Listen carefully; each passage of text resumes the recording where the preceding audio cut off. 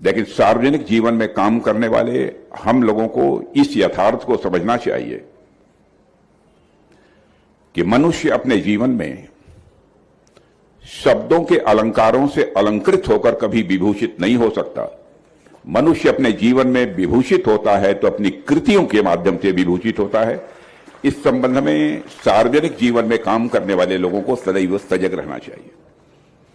और मैं तो विधानसभा अध्यक्ष जी श्री विजन जी गुप्त के प्रति आभार व्यक्त करना चाहता हूं कि उन्होंने इस कार्यक्रम में मुझे आमंत्रित किया और जिन विभूतियों की स्मृति में यह कार्यक्रम है, स्वाभाविक रूप से उनका नाम सुनते ही अपने सहज रूप से मैंने अपनी सहमति दे दी थी। और दिल्ली विधानसभा के इस ऐतिहासिक प्रांगण में हम सब भारत के पूर्व प्रधानमंत्री श्री अटल बिहारी जी वाजपेयी की जन्म शताब्दी पूर्ण होने का उत्सव मना रहे हैं। और इसी क्रम में इस सदन में अटल जी और पंडित मदन मोहन मालवीय जी के चित्रों का अनावरण भी किया है। सर्वप्रथम मैं इन दोनों महापुरुषों को अपनी श्रद्धांजलि अर्पित करता हूं और शीश झुकाकर उनकी स्मृति को मैं नमन भी करता हूं।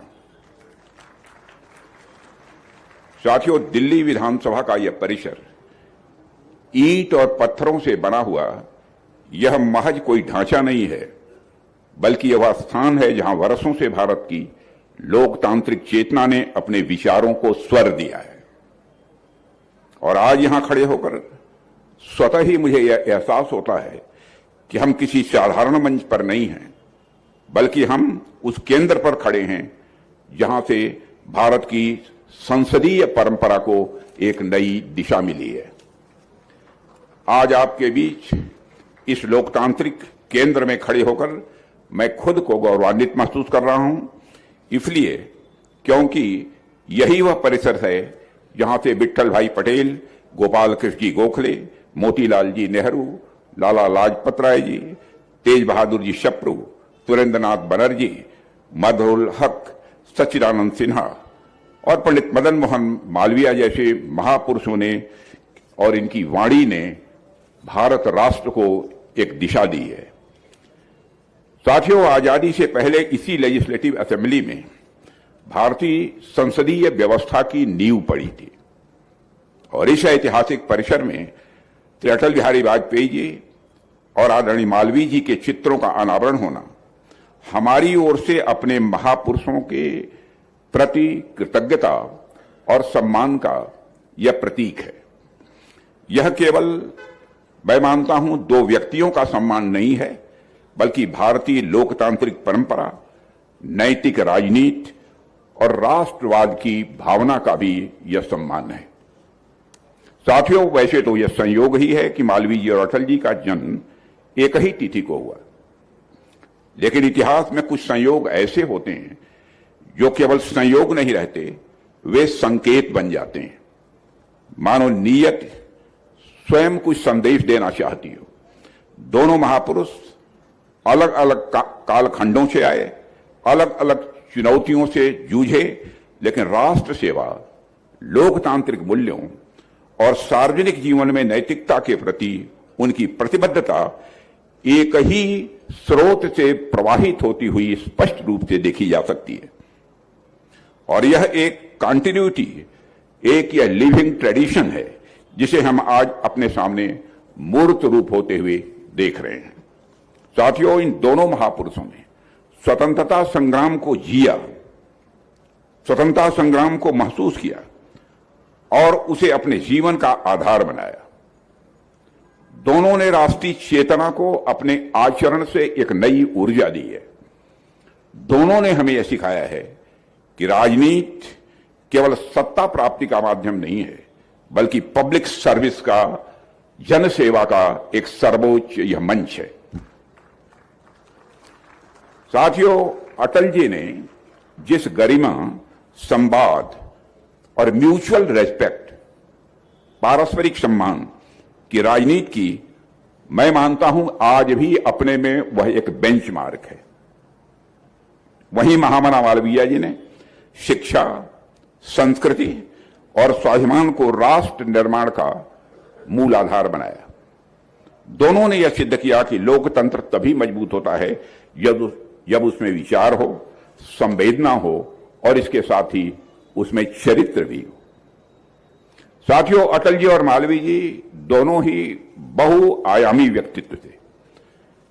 कवि, हृदय, विचारक, पत्रकार और ओजस्वी वक्ता, स्वतंत्रता सेनानी और संपादक, इन सभी रूपों में उन्होंने भारत राष्ट्र को एक दिशा दी है। अटल जी की कविताओं में जहां राष्ट्र की पीड़ा और आशा दिखती है, वहीं मालवीय जी के विचारों में शिक्षा को लेकर एक दूर दृष्टि भी दिखाई देती है, जो अपने समय में बहुत ही आगे थी। और यह कहना अतिशयोक्ति भी नहीं होगी कि दोनों ही ट्रू स्टेट्समैन थे, सच्चे राजनेता थे। दोनों ऐसे नेता जो सत्ता से ऊपर राष्ट्र को रखते थे और तात्कालिक लाभ से ऊपर दीर्घकालिक हित को बराबर उन्होंने रखा। जहां तक अटल जी का प्रश्न है, आप सभी अच्छी तरह जानते हैं कि उनका कैसा विनोदी स्वभाव था। और एक महत्वपूर्ण बात जो उन्होंने कही थी, उसे सचमुच मैंने अपने जीवन में भी स्वीकार किया है, उसे अंगीकार किया है। छोटे मन से कोई बड़ा नहीं होता, टूटे मन से कोई खड़ा नहीं होता। यह अटल बिहारी वाजपेयी जी जैसा ही कोई व्यक्ति बोल सकता है। छोटे मन के व्यक्ति को जीवन में कभी सुख की प्राप्ति नहीं हो सकती, आनंद की प्राप्ति नहीं हो सकती। और मैं तो कहता हूं, छोटे मन का व्यक्ति चाहे कितनी भी पूजा करे, चाहे जो कुछ भी कर ले, चाहे जितने लोगों को भोजन करा ले, जितना भी जल कल्याणकारी कार्य कर ले, उसे जीवन में परमात्मा की भी प्राप्ति नहीं हो सकती है, परमानंद की भी प्राप्ति छोटे मन के व्यक्ति को नहीं हो सकती। उनका जैसा विनोदी स्वभाव था और हमारे अटल जी जिस प्रकार के प्रत्युत्पन्न मति के थे, हम सब अच्छी तरह परिचित हैं।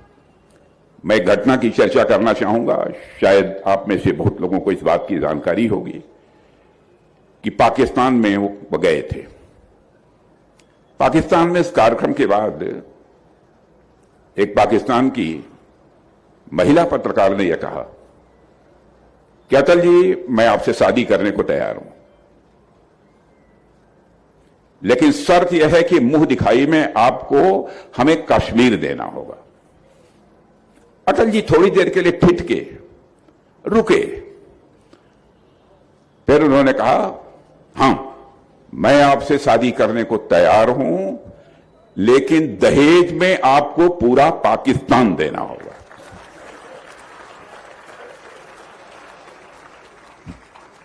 अब आप ये कल्पना कर लीजिए कि उनका सेंस ऑफ ह्यूमर कैसा था। मुझे याद है कि एक बार हिमाचल प्रदेश की सार्वजनिक सभा को संबोधित करते हुए, चुनावी व सार्वजनिक सभा थी, वह गए थे। स्वर्गीय वीरभद्र सिंह जी वहां के मुख्यमंत्री थे। किसी की आलोचना भी यदि अटल जी करते थे, इस बात का ध्यान रखते थे कि मर्यादा का किसी भी सूरत में अतिक्रमण नहीं होना चाहिए और वह व्यक्ति किसी भी सूरत में आहत भी नहीं होना चाहिए। तो वहां की सार्वजनिक सभा को संबोधित करते हुए उन्होंने कहा कि आपके मुख्यमंत्री जी भद्र तो हैं, लेकिन वीर नहीं है। आप ये कल्पना करिए, कितनी शालीनता।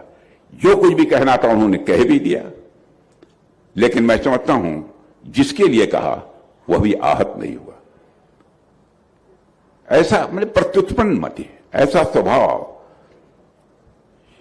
यह मैं समझता हूं कि परमात्मा की कृपा से ही ऐसे लोग इस भारत की धरती पर जन्म लेते हैं। इस प्रकार की कई घटनाएं उनके जीवन की हैं। मित्रों, इन सभी गुणों से ऊपर जो बात इन दोनों महापुरुषों को जोड़ती है, वह था उनका स्वदेश प्रेम। उन्होंने हमेशा स्वदेशी विचारों, स्वदेशी उद्योगों पर, स्वदेशी क्रियाकलापों पर फोकस किया। और आज भारत आत्मनिर्भरता के जिन लक्ष्यों की तरफ तेजी से आगे बढ़ रहा है, उसके पीछे इन महापुरुषों की शिक्षाओं का एक विशेष महत्व है। पंडित मदन मोहन मालवीय जी का जीवन स्वयं एक प्रेरक आख्यान है, एक प्रेरक नैरेटिव है। सामान्य परिवार में जन्म लेकर वकालत के क्षेत्र में अपार सफलता पाने की संभावनाओं के बावजूद उन्होंने मातृभूमि की पुकार पर अपना सब कुछ छोड़ दिया। उन्होंने स्वतंत्रता संग्राम को महज एक आंदोलन न मानकर एक अपनी नैतिक जिम्मेदारी मानी, एक अपनी मॉरल ड्यूटी मानी। और फिर उस दौर में शिक्षा के क्षेत्र में दान और भिक्षा से इतना बड़ा विश्वविद्यालय खड़ा करने का साहस, यह अपने आप में मैं मानता हूं यह साधारण नहीं है, बल्कि यह अद्वितीय है। साथियों, महामना मालवीय जी से हम यह सीखते हैं कि शिक्षा केवल डिग्री नहीं है, बल्कि राष्ट्र निर्माण का सबसे सशक्त और यह प्रभावी माध्यम है। और उन्होंने सिद्ध कर दिया कि सीमित संसाधनों, दान और त्याग से भी ऐसे संस्थान खड़े किए जा सकते हैं जो सदियों तक ज्ञान की ज्योति को फैलाएं। उनके द्वारा स्थापित काशी हिंदू विश्वविद्यालय आज भारतीय ज्ञान परंपरा, आधुनिक ज्ञान और सांस्कृतिक चेतना के संगम के रूप में दुनिया भर में ख्याति अर्जित कर रहा है। साथियों, यह दिखाता है कि जब आपकी नीयत शुद्ध हो और उद्देश्य बड़ा हो तो संसाधन स्वयं ही रास्ता खोज लेते हैं। उनका जीवन हमें यह भी सिखाता है कि सार्वजनिक जीवन में रहते हुए भी निजी स्वार्थ से ऊपर उठकर कैसे सोचा जाता है। और जब शिक्षा कमर्शियलाइजेशन के दौर से गुजर रही है, तब मैं मानता हूं कि महामना जी का यह आदर्श हमें शिक्षा को कैरेक्टर बिल्डिंग मिशन के रूप में देखने की यह प्रेरणा देता है। और साथियों, वही दूसरी तरफ आप अटल बिहारी वाजपेयी के जीवन में भी जब देखेंगे तो आपको उनके मन में भी वही विशालता दिखाई देगी। उनका तो बहुत बड़ा प्रसिद्ध कथन है, जिसकी मैंने चर्चा की कि छोटे मन से कोई बड़ा नहीं हो सकता, टूटे मन से कोई खड़ा नहीं हो सकता। और यह एक वाक्य यह सचमुच हमारे चित्त में इस हद तक बैठ गया कि मैं कह सकता हूं कि इस एक वाक्य में ही जीवन का पूरा सार है। और जब वो विपक्ष में थे तो उन्होंने हर गलत निर्णय पर सरकार का विरोध किया, संसदीय मर्यादाओं का बराबर उन्होंने ध्यान रखा और हर सही निर्णय पर जरूरत पड़ी तो सरकार के साथ खड़े रहे हमारे पंडित अटल बिहारी वाजपेयी जी। और उन्होंने सिखाया कि सत्ता में रहकर भी विनम्र कैसे रहा जा सकता है और विपक्ष में रहकर भी राष्ट्र हित को कैसे साधा जा सकता है। साथियों, संसदीय प्रणाली में उन्होंने संवाद, गरिमा और मर्यादा को राजनीति की अनिवार्य शर्त बताया था और उनके लिए डिसएग्रीमेंट, असहमति और डिसरेस्पेक्ट, अपमान नहीं बना। उन्होंने सत्ता में रहते हुए विपक्ष को सम्मान दिया और आलोचनाओं को सुना और मतभेदों को मनभेद में उन्होंने नहीं बदलने दिया। यह एक रेयर क्वालिटी है जिसे किसी भी जमाने में राजनीति में एक बेंचमार्क के रूप में देखा जा सकता है। और उनके राजनीतिक विरोधी भी यह स्वीकार करते हैं कि अटल जी ने कभी जनहित के विरुद्ध कोई कार्य नहीं किया। आज के समय में जब बहसें अक्सर कटु हो जाती हैं तो अटल जी का जीवन हमें यह याद दिलाता है कि लोकतंत्र का सौंदर्य मतभेदों में नहीं बल्कि उन्हें सुलझाने की शैली में है। और यही उनकी मॉरल अथॉरिटी थी, यही उनकी इंड्योरिंग लेगेसी भी है। और साथियों, जब मैं मालवीय जी और अटल जी के जीवन के बारे में पढ़ता हूं तो भले ही दोनों का कालखंड अलग दिखता है, भले ही ऐसा हो सकता है शायद दोनों कभी न मिले हों, लेकिन दोनों के जीवन को देखकर यह साफ साफ पता चलता है कि मदन मोहन मालवीय जी के विचारों के सच्चे उत्तराधिकारी यदि कोई थे तो हमारे अटल बिहारी वाजपेयी जी ही थे।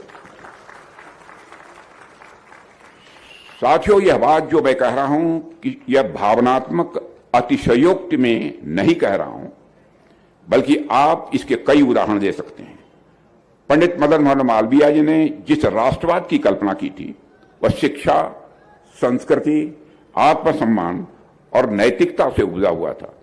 बाद में जब अटल जी प्रधानमंत्री बने तो उन्होंने उसी राष्ट्रवाद को आधुनिक लोकतंत्र की भाषा दी, जहां वो सबको साथ लेकर चले, ठीक उसी तरह जिस प्रकार मालवीय जी के लिए शिक्षा राष्ट्र निर्माण का आधार थी और उन्होंने नागरिक गढ़ने के लिए ज्ञान को चरित्र से जोड़ा, उसी प्रकार अटल जी ने विज्ञान, तकनीक और भारतीय भाषाओं को सम्मान देते हुए शिक्षा को आत्मनिर्भर भारत की चेतना के साथ जोड़ा था। साथियों, जिस तरह मालवीय जी की राजनीति सेवा, मर्यादा और नैतिक साहस पर आधारित थी, उसी तर्ज पर अटल जी ने उसी परंपरा को निभाते हुए सत्ता में विनम्रता और असहमति की गरिमा को भी बनाए रखा है। जहां एक तरफ मालवीय जी लोकतंत्र में विचारों की विविधता को राष्ट्र की शक्ति मानते थे, वहीं दूसरी तरफ अटल जी ने भी संसद को टकराव का नहीं बल्कि संवाद का मंच बनाते हुए यह स्पष्ट किया, सरकारें तो क्षणिक होती हैं और राष्ट्र तो यह शाश्वत होता है। साथियों, ऐसे अनेक उदाहरण जो यह बताते हैं कि मालवीय जी के विचार और उनके बाद अटल जी ने उसे जीवित रखे और उन्हें विचारों को आज भी हमारे प्रधानमंत्री मोदी जी के नेतृत्व में हमारी सरकार यह जीवित रखे हुए। आज इन दोनों महापुरुषों को चित्रों का इस ऐतिहासिक परिसर में अनावरण होना हम सबके लिए गौरव का अनुभव तो है ही, लेकिन साथ ही साथ आज का दिन हमसे एक साइलेंट सवाल भी पूछता है कि यह सवाल पूछता है कि क्या हम उनके मूल्यों के उत्तराधिकारी बनने के लिए तैयार हैं। यह सवाल है, क्या हम राजनीति, शिक्षा और सार्वजनिक जीवन में उसी इंटीग्रिटी, उसी एम्पैथी और उसी फोरसाइट को हम जी पा रहे हैं कि नहीं जी पा रहे हैं। और साथियों, यह क्षण हमें इंट्रोस्पेक्शन का भी अवसर देता है कि शायद यही इस पूरे आयोजन का सबसे बड़ा संदेश है कि इतिहास केवल स्मरण के लिए नहीं बल्कि इतिहास यदि होता है तो मार्गदर्शन के लिए होता है। और हमको इतिहास से महानता और आदर्श को सिर्फ खोजना भर ही नहीं है बल्कि उसे अपने जीवन में हमें लागू भी करना है। साथियों, कोई भी राष्ट्र केवल संसाधनों, तकनीक या आर्थिक सामर्थ्य से यह महान नहीं बनता है। इस सच्चाई को भी हमें समझना चाहिए।